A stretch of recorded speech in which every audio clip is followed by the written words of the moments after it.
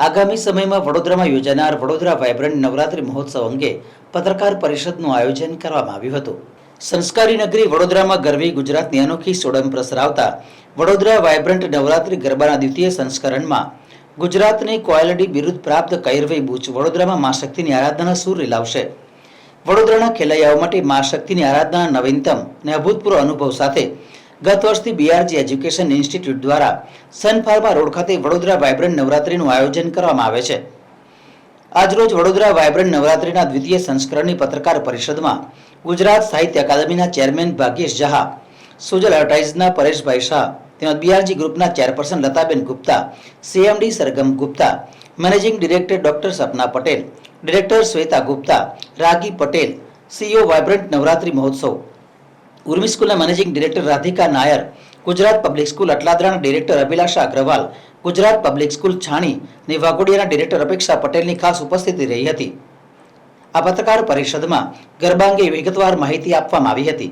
વડોદરામાં ઓલવેઝ એકદમ પારંપરિક ગરબા એ જ એનું અભિન્ન અંગ રહ્યું છે અને આ વર્ષે પણ આપણે એ જ પરંપરા ચાલુ રાખવાની છે। વર્ષો વર્ષ આપણે એ જ પરંપરા રાખવાની છે અને સંગીત એવું આપવાનું છે કે જે ખાલી બરોડા નહીં પણ આખું જગ જોતું રહી જાય। સો અમે એવા ઘણા બધા નવા ગરબા લાવવાના છે। રાધા કૃષ્ણના ગરબા, મા જગદંબાના ગરબા, પણ એ જ આપણા ટ્રેડિશનને, આપણા કલ્ચરને બરકરાર રાખે, જાળવી રાખે એવા જ બધા ગીતો અને ગરબા લઈશું। બરોડાના સંસ્કાર છે એને આગળ લઈ જઈશું અને એની સંસ્કૃતિ અને પરંપરાનું પૂરું માન જાળવીશું, સાચવીશું। અનેક એવા પ્રશ્નો જે દિવ્યાંગ બાળકોનું ભણતર, શિક્ષણ, નારી સંરક્ષણ, આત્મનિર્ભરતા, આવા તમામ પ્રશ્નોને વેગ મળી રહે અને અમે પણ કોઈના કોઈ રીતે સમાજના પ્રશ્નોનો ઉકેલ લાવવા કોઈક રીતે મદદરૂપ થઈ શકીએ તેવા વિચારોથી વડોદરા વાયબ્રન્ટ નવરાત્રિની શરૂઆત 2024માં કરવામાં આવી હતી। ગત વર્ષે લગભગ 30,000થી પણ વધુ ખેલૈયાઓ આ ગરબામાં જોડાયા હતા અને સૌએ ભેગા મળી વડોદરા શહેર, વડોદરાવાસીઓએ ખૂબ પ્રેમથી વડોદરા વાયબ્રન્ટ નવરાત્રિના ગરબા સ્વીકાર્યા હતા।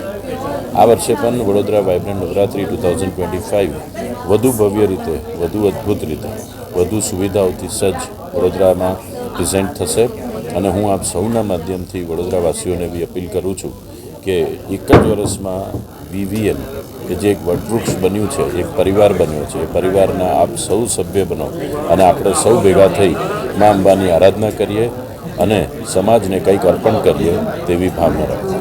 જય હિન્દ।